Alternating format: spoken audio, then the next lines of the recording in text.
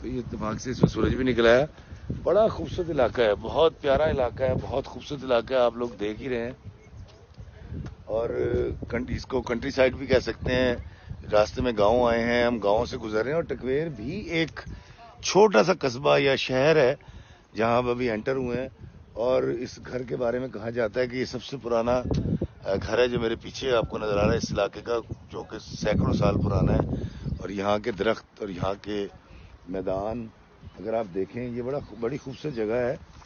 یہ دیکھیے, یہ کیا مناظر نظر آ رہے ہیں, کیا خوبصورت موسم ہے.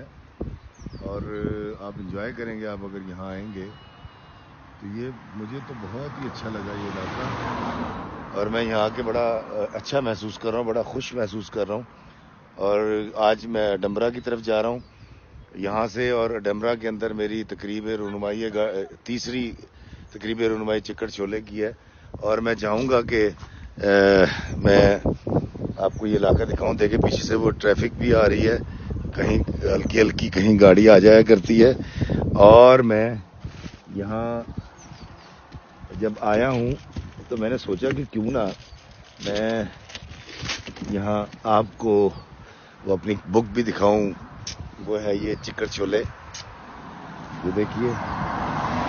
اور اس کے پیچھے یہ مناظر اور چکر چھولے میری کتاب, جو کہ انگلش ورژن ہے یہ والا.